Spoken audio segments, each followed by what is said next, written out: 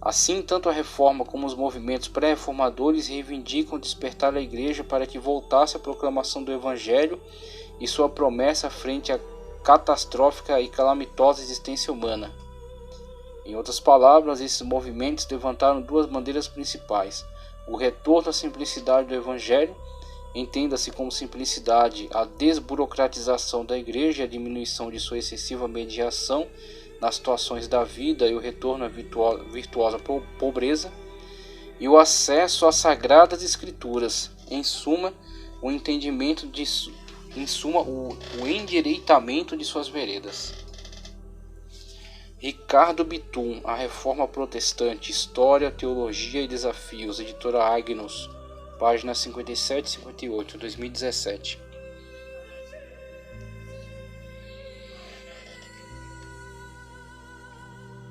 Se nos entendemos como continuadores da reforma iniciada muito antes de Lutero, mas que encontra seu símbolo na corajosa atitude deste simples homem, precisamos constantemente nos reavaliar e ver se por acaso não estamos de fato cedendo à pressão extraordinária exercida pela comodidade e pelo desejo de aceitação e reconhecimento. Somente os que põem Cristo como prioridade têm de fato condições de analisar o momento certo de concordar e trabalhar junto, pois acredita que é para a glória dele, ou discordar e propor a reforma, pois vê as suas palavras, as palavras de Cristo, sendo distorcidas e seu nome ser envergonhado. E de fato não existirá uma época antes do arrebatamento em que poderemos nos tranquilizar e dispensar a necessidade dos reformadores e daqueles que batalham pela pureza do Evangelho. Até a gloriosa transformação da Igreja e o encontro com o noivo amado, seguimos edificando e reformando a Igreja de Nosso Senhor.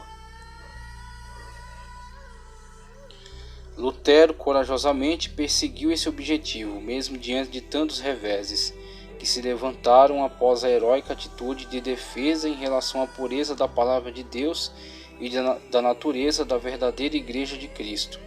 As teses afixadas na porta da Igreja no dia 31 de outubro de 1517 e que tinham o único propósito de conclamar os acadêmicos para um debate em torno das questões importantes da fé, como por exemplo: primeiro, nosso Mestre e Senhor Jesus Cristo, quando disse "Fazei penitência", quis afirmar que toda a vida do crente deve ser de arrependimento.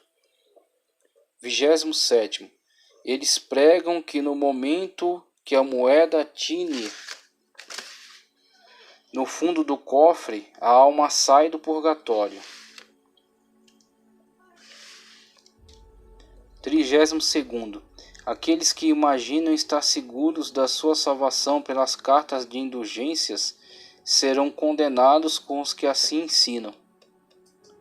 45º, deve-se ensinar aos cristãos que quem, ao invés de ajudar quem estiver necessitado, compra uma indulgência, não compra a indulgência do Papa, senão a indignação de Deus. 51º, é preciso ensinar aos cristãos que o Papa, como é de seu dever, distribuiria, se necessário, seu próprio dinheiro às pessoas pobres, a quem os pregadores de indulgência tiram hoje até o último centavo, ainda que para isso tivesse que vender a Basílica de São Pedro. 94º, deve-se exortar aos cristãos que sigam diligentemente a Cristo, mesmo que através de penalidade, morte e inferno. 95º, e a ter assim confiança de que hão de entrar no céu, antes através de dificuldades do que através de segurança e paz. As 95 Teses de Lutero, editora CPAD, página 11, 2017.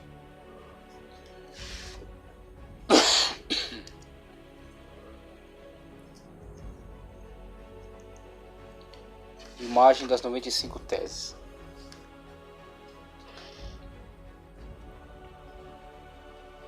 Vieram a se constituir o grande símbolo.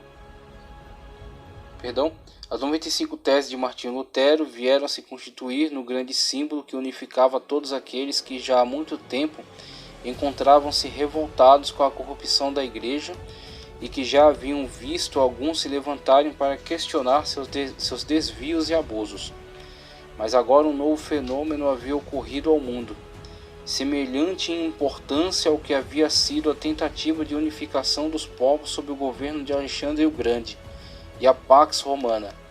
Agora o mundo via uma nova revolução na difusão do conhecimento e aproximação dos povos por meio da intensificação do trânsito de informações proporcionada pela invenção da imprensa, há meio século antes de Lutero, o que proporcionou que cópias de suas teses, o que nunca foi sua intenção, fossem reproduzidas e circulassem por diversos lugares em tempo nunca imaginado nas eras dos copistas. Agora, um documento afixado na porta da igreja de Wittenberg tornou-se a carta de conclamação universal para erguerem-se os que temem a Deus e exigem que sua igreja seja liberta do cativeiro no qual se encontrava, o que Lutero depois designará como cativeiro babilônico, em alusão ao Antigo Testamento.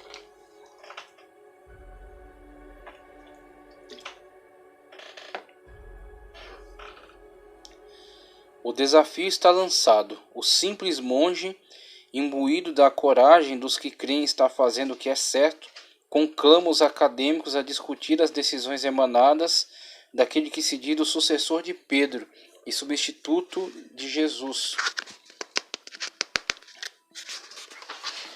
Substituto de Jesus Cristo entre os homens. Aquele que preside uma instituição que se entende herdeira de toda a tradição cristã e romana e perante a qual reis se curvam, discutir suas decisões ante um monge de uma cidade obscura no interior da Alemanha? Certamente essa proposta não lhes parecia muito boa, e a pessoa de Lutero e seus questionamentos lhe pareceram insignificantes. Talvez como um reles inseto que ousa incomodar, mas que pode ser facilmente esmagado pela forte mão que abarca toda a Europa e que traz em seu dedo o anel da magnificência. Mas talvez seja exatamente esse o erro recorrente de todos os poderosos. Golias não deu qualquer valor a Davi, até que lhe veio uma súbita dor de cabeça, logo seguida por um corte e um frescor da brisa da tarde.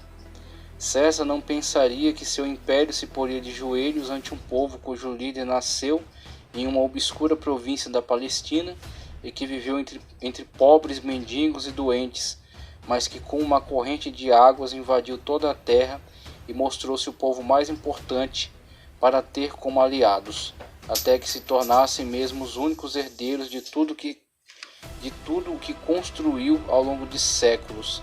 E agora o sumo pontífice, acometido da mesma moléstia, olha para esses questionamentos e, como em tantas outras vezes, acredita piamente que não será diferente. Também este será silenciado ante sua autoridade universal.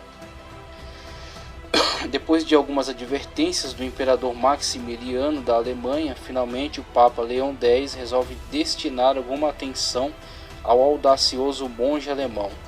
E em 7 de agosto de 1518, Lutero é convocado a comparecer em Roma, o que certamente é entendido por todos como um verdadeiro convite à morte certa, o que motiva a apelação que é dirigida a Frederico III, eleitor da Saxônia, um homem que se mostrará fundamental para a reforma ao encarar a importante missão de não deixar com que Roma faça com Lutero o mesmo que já fizera a outros valentes, que também ousaram questionar suas heresias e sua prepotência, como nos casos de Wycliffe e Hus, que também moveram muitas almas em solidariedade ao apelo veemente para o retorno às Escrituras, mas que foram silenciados por aqueles que preferem se esconder em suas mentiras, por meio das quais enriquecem enganando o povo. Frederico intervém na situação e, usando de sua prerrogativa, exige uma audiência para Lutero em território alemão, em Augsburgo, audiência a que ele comparece em 12 de outubro do mesmo ano. Frederico ansiava por ver a Saxônia livre da tirania italiana e protegia a integridade da universidade que recém fundara e na qual Lutero ensinava. E o Papa não o queria contrariar abertamente, pois deseja contar com seu voto para eleger o imperador que lhe